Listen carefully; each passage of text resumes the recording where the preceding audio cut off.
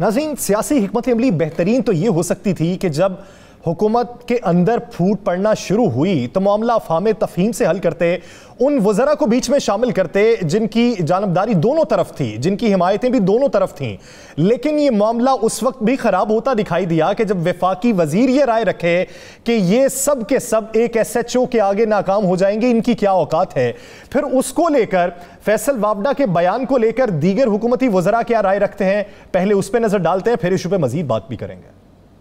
तरीन साहब के ग्रुप से सरकार को किसी किस्म का कोई खतरा नहीं है। बुज़दार साहब चीफ मिनिस्टर हैं और अल्लाह ताला ने जब तक उनको इज्जत दी है वो ज़रूर रहेंगे। और ये चीज़ें बहुत आर्जी होती हैं। कभी भी कोई भी ताहयात इक़्तिदार के लिए दायमी इक़्तिदार सिर्फ अल्लाह ताला का है। अगर इमरान खान को किसी से खतरा है तो फैसल वाडा जैसे फजूल और घटिया इंसानों का है जिसको जूते पड़ने चाहिए। और मैं हैरान हूँ कि उसको अभी तक जूते क्यों नहीं पड़े। नाज़रीन, ये एक वजीर नहीं है, 2-3 वज़रा बैठे हैं और वो ये कह रहे हैं, मैं वो अल्फाज दोहरा नहीं सकता, अल्फाज आपने सुन लिए।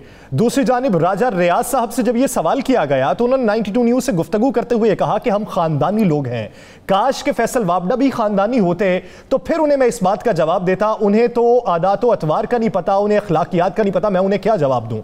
अब ये देखिए कि इस मामले को चिंगारी मिली और ये मामले में आग को मज़ीद तक़वियत मिलेगी तो आने वाले दिनों में ये किस किस को लपेट लेगी। राना साहब की जानिब बढ़ते हैं। राना साहब, अब एक सूबाई वज़ीर है, एक वफाकी वज़ीर है और बात की जा रही है PTI के लोगों के खिलाफ, अपोजिशन का जिक्र ही नहीं है। इससे बड़ी अपोजिशन क्या होगी PTI के लिए? बात यह है कि यासर, ये जिस वज़ीर ने बात की है रेशिक साहब ने, ये ना तो जहांगीर तरीन ग्रुप के हैं, ये ना नाराज़ ग्रुप के हैं, ना ये कुछ और हैं। लेकिन उन्होंने महसूस किया कि एक फैसल वाडा के बयान को, अगर हम फैसल वाडा साहब का बयान चला सकें कि उन्होंने क्या कहा था, तो ये चीज़ें बड़ी क्लियर हो जाएंगी कि फैसल वाडा के बयान को उन्होंने क्या कहा। वो आपने उनकी बात सुन ली।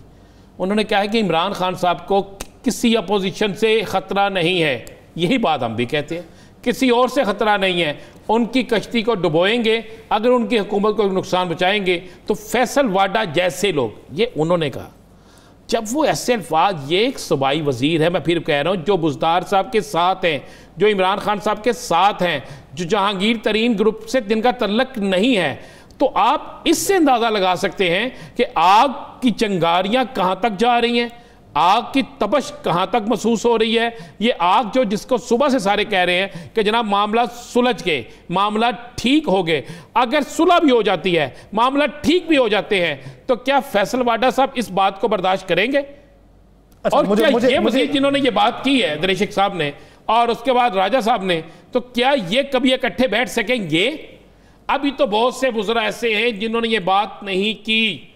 ज़हन में रखिएगा, ये जनूबी पंजाब से हैं और जनूबी पंजाब के एक हुकूमती वज़ीर सवाल के जवाब में क्या कहते हैं, हमने तो पूरा चलाया ही नहीं।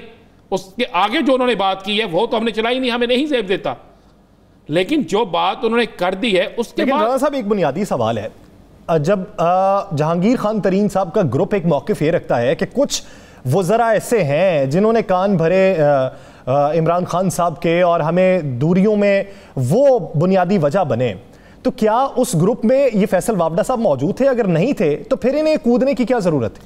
देखिए, ये मैं वही कह रहा हूँ कि कुछ लोग होते हैं जो शाह से ज़्यादा क्या कह सकते, कुछ लोगों ने कहा फैसल वाडा साहब का ये कहना, उनका इमरान खान साहब की मोहब्बत में उन्होंने कह दिया, उन्होंने जोश खताबत में कह दिया। लेकिन उनके कहने से जहाँ जहांगीर तरीन ग्रुप के कुछ लोग नाराज़ हुए हैं, वह सारे के सारे नाराज़ हुए, वहाँ पर आप देखें हुकूमत के अंदर भी नफरत पैदा हो गई है। अपनी उनके सूबाई वज़ीर जो है, 3 वज़ीर बैठे हुए हैं, एक नहीं बैठा हुआ। आप देखें 3 वज़रा बैठे हुए हैं, एक ने तो इजहार ख्याल कर दिया, इसी तरह और कितने लोग होंगे।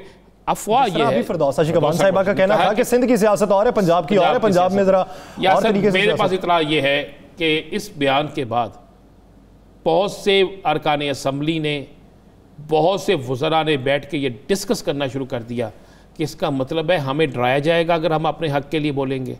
और मैं आपको ये बताऊँ, मेरी इतला ये है कि बहुत से लोग जो है वो बाकायदा इस हवाले से आला क़यादत को कह रहे हैं कि जनाब, अगर आपने इन चीज़ों को कंट्रोल नहीं किया, अगर आपने ऐसे वज़रा के ख़िलाफ़ कोई कार्रवाई नहीं की, उनकी ज़बान बंदी नहीं की, तो आने वाले दिनों में हमारे अपने बहुत से साथी साथ छोड़ जाएंगे। और मेरी इत्तला के मुताबिक ज़ुबान बंदी हो गई है। अच्छा, मेरी इतला के मुताबिक ज़ुबान बंदी जो है वो हो गई है और बहुत से बुज़ुर्गों को कह दिया गया है कि आप इस मामले पे डिस्कस करना छोड़ दें और कोई भी वक्ती तौर पर सीज़ फायर करे और कोई इस हवाले से बयान नहीं देगा।